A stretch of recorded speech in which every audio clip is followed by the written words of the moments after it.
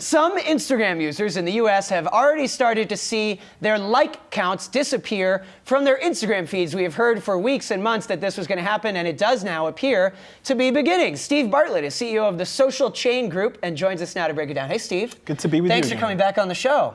We have loved having you on in the past. What is going to happen here? Because for influencers, if you are doing spawn posts and the brand is paying you, what? Yeah, hashtag spawn. Oh, okay. Spawn. Is that a thing? Is that It is. Of course, they all write hashtag spawn on the Okay, go promoted on with the ads. what anyway, I don't know what If that you're is, doing but- that and the brand is paying you based on your following, and now you can't say, look how many likes I got, well, what does that change?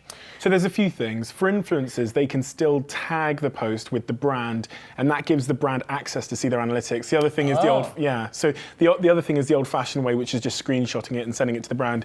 But what it will do is it will force influencers' posts to be tagged with that branded tag, or else the brand won't be able to see the performance of the post. That's potentially one of the behaviors that Instagram are trying to encourage with this move. If we take it back to 2017, there was a study done by the Royal Public Health Society that showed Instagram, of all platforms, was most conducive with mental health problems like anxiety and depression. And what we think they're trying to do, at least from the PR perspective, is show that they're making strides to correct that. However, from a more sort of skeptical, cynical standpoint, it does raise a number of questions because I can still see the amount of likes and engagement I'm getting. It's not going to stop comparison largely across the platform. It's not going to stop people faking their lifestyle, which again drives sort of self-esteem issues. And the cynic in me might say that it might be increasing the amount people post, which increases the amount of ad inventory they can sell. And I actually did reach out to the head of Instagram last night, and I said to him, how are you going to track if this was a success? If the objective is to make Instagram a better place for mental health, how do we track if it worked? And he said to me that it's predominantly going to be based on anecdotal measures and qualitative measures, surveys. So they're going to do a bunch of surveys. Which are only so effective. And Steve, the other thing I was thinking is, okay, you can get rid of like displays, but you can still see number of followers. Of course. If they really want to make it about, it's not about competing over I'm bigger, I'm more famous and more beloved than you, they could hide follower counts. And that's where the cynic in me comes in and says, Facebook are a public company, and although they're controlled by one guy, Mark Zuckerberg, they still have the objective of making money. Adam Mosseri, the head of Instagram, has said they will compromise revenue to do the right thing. That's what he said on stage multiple times. But I do focus on this point of if we post more on Instagram, and if we spend more time scrolling the feed because there are more posts, because we're not being ranked by popularity, Instagram are able to serve us more ads. Right. And the big shift we've seen in the last couple of years is the story this year overtook the newsfeed as the #1 way we share things with friends.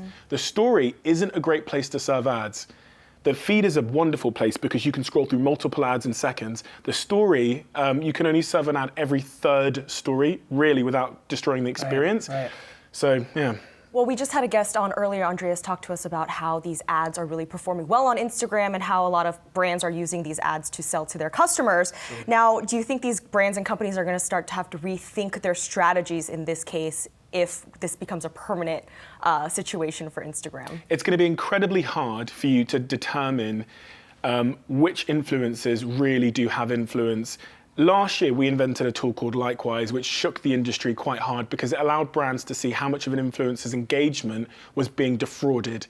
With this kind of change, we won't be able to see those things. So an influencer that says they've got 1 million followers, and bear in mind you can buy followers for, you could buy 1 million followers for about $1,000.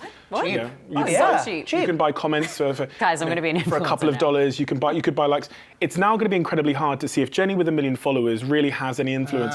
We've got comment pods, which will fake hundreds of comments on your post for dollars. So I can't tell with that anymore. I can't dig into your engagements individually and see if they're real. It's getting a lot harder for brands to see if they're being defrauded with a manipulation of metrics. So does this mean that a micro-influencer might bring rise to these micro-influencers that don't have as many followers, but their engagement? You're going to look as influential as Kim Kardashian. I'm working on it, guys. I'm working on it. We've seen micro-influencers rise over the last 4 years astronomically. In fact, 2014, 90% of the influencers who worked with were macro influencers, big influencers. Now 90% are micros. The reason for that, in fact, is because they post less adverts. They're much more believable in an era where trust is completely evaporated, where Emma, the influencer you follow, posts saying she loves 8 different hotels and they're all her favorite. So these micro influencers, they hold trust more, and also they respond more. They respond to your comments more, they respond to your DMs, so you consider them more of a friend than Kim K or someone like that. So, yeah. I'm glad that you mentioned your findings that the story has surpassed in the last year the feed, because that just confirms what I suspected. I've noticed, I don't know about you guys, that anecdotally among my friends, very few people are posting permanent posts anymore.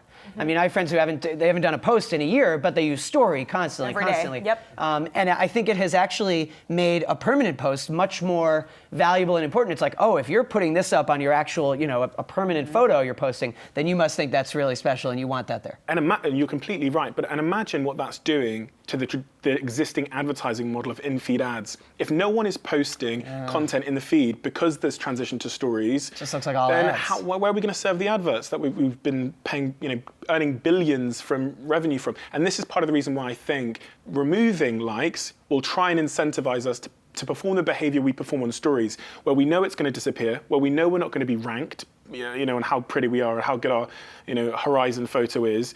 And I think that must be part of it. I do not believe that they're going to implement this change to improve mental health, and the way they're going to track it is with surveys.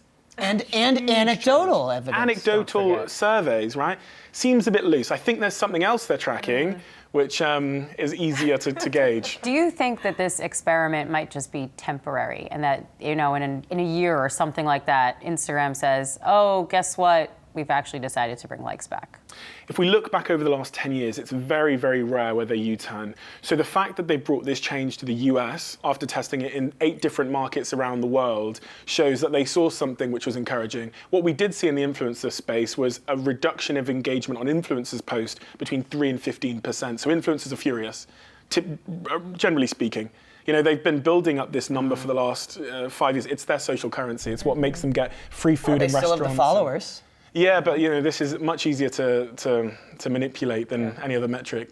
No more likes. Now I won't like any of your photos. You didn't like them anyway. You didn't like them anyway. All right, Steve Bartlett, thanks for joining us. Really good discussion. Hey investors, Zach Guzman here. Are you interested in learning more about the markets and getting the latest financial news? Well, then click right here to subscribe to our Yahoo Finance YouTube channel. Get the latest up-to-the-minute market analysis, big interviews in the world of finance, and information on how to manage your money every day wherever you are.